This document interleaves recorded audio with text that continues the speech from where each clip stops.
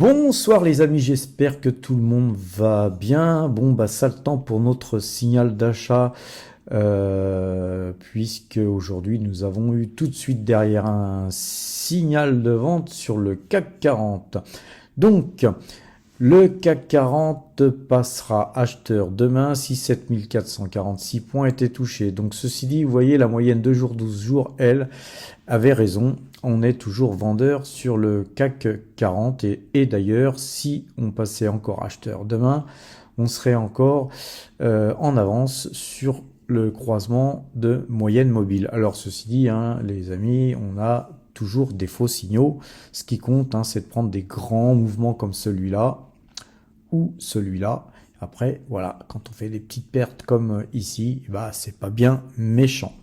Ensuite, le DAX, lui aussi, est passé vendeur. Donc, par contre, on avait quand même un petit écart. Hein, donc, ça s'est quand même beaucoup mieux passé sur le DAX que sur le CAC 40 au niveau de ce signal. Et le DAX passera demain acheteur si 15 965 points étaient touchés.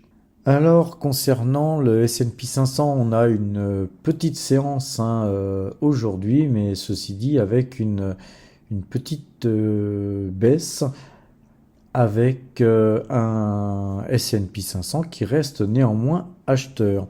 Alors, le S&P 500 passerait vendeur demain si 4115 points étaient touchés.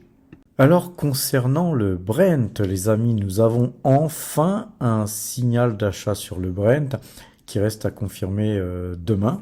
Mais a priori c'est bien parti.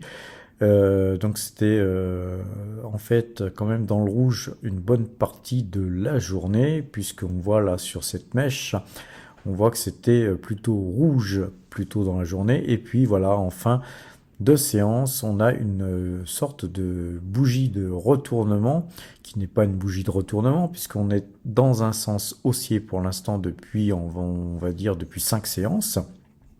Et donc, c'est de bon augure pour nos actions pétrolières, tout ça. Alors, donc le Brent est passé acheteur aujourd'hui, donc nous sommes acheteurs sur le Brent.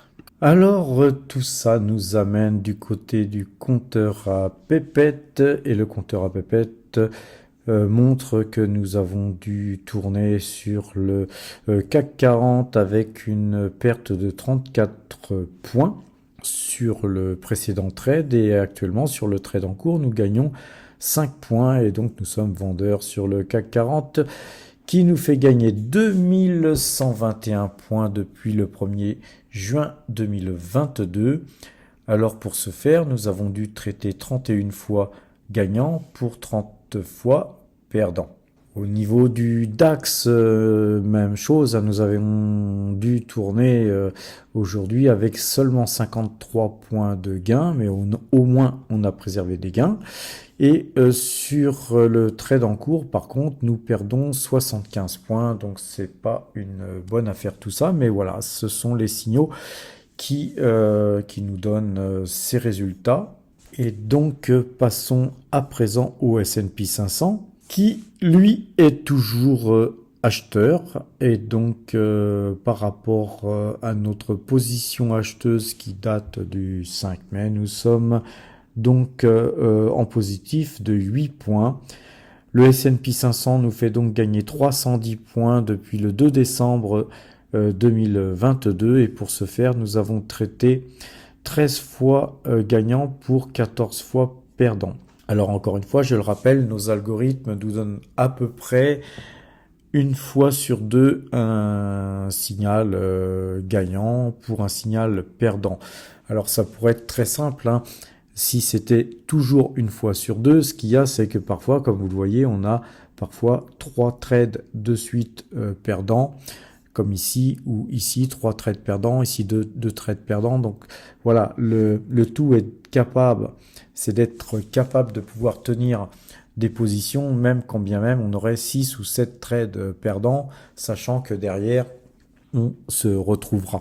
Voilà, donc savoir tenir des positions perdantes en coupant, en tournant à chaque fois, c'est quelque chose qui, je le conçois, est toujours très difficile pour monsieur tout le monde qui, à chaque fois, n'a pas envie de couper des pertes. Vous voyez, si vous coupez pas des pertes, par contre, vous restez dans un sens, et si vous n'êtes pas dans le bon, c'est pas 10 points, 28 points, 14 points, comme on a pu voir ici. Mais si le marché s'emballe dans le sens inverse au vôtre, eh bien, c'est des centaines et des centaines de points qui peuvent s'accumuler à la perte, et puis donc, c'est comme ça qu'on crame un compte, ou c'est comme ça qu'on se retrouve avec des appels de marge tellement élevés que voilà, on ferme votre compte de toute façon.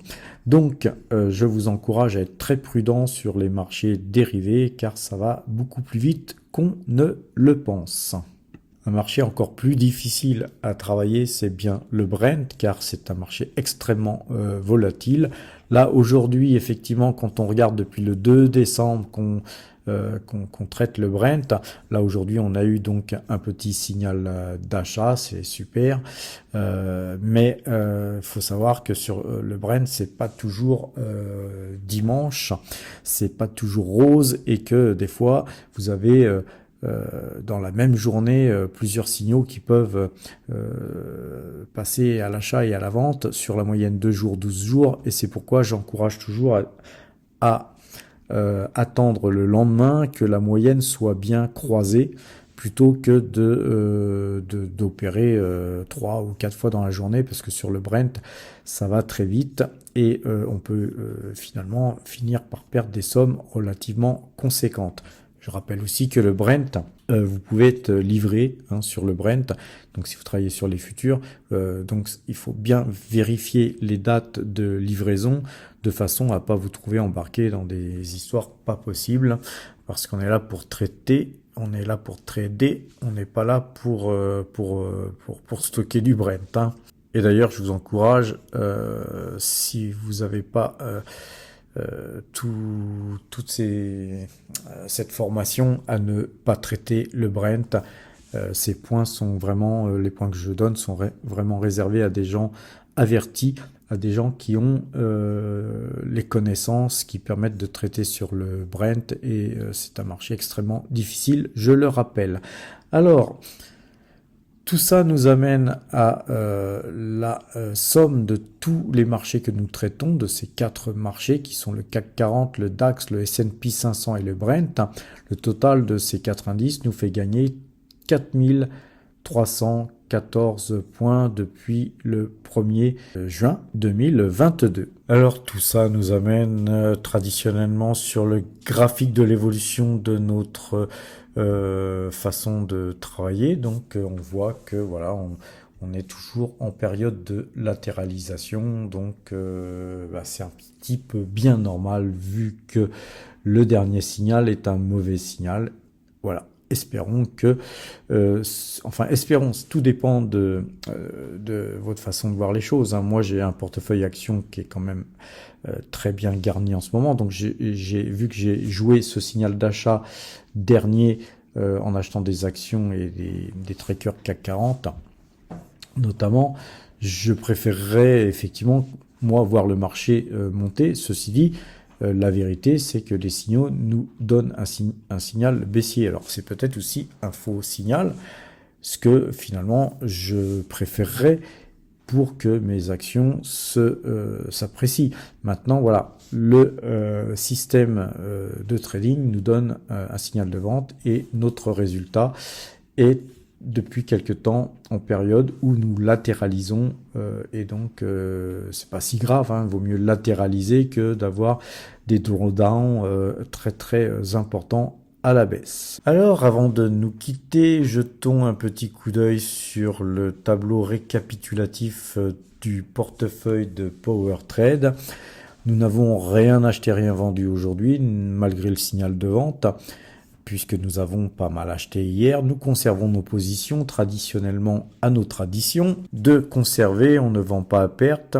Sur le marché action, sauf cas extrême, en cas de perte de confiance sur une valeur, ce qui n'est pas le cas sur les valeurs sur lesquelles nous avons investi au moment où je vous parle. Ce qui fait que notre portefeuille, effectivement, par rapport à hier, s'est déprécié, mais néanmoins, depuis le début de l'année, nous gagnons 7,99%. Et au total, depuis le début de l'année, depuis le 1er janvier 2023, c'est 59 770 € qui ont été donc gagnés. Voilà les amis, je vous souhaite une bonne fin de soirée, portez-vous bien et à demain.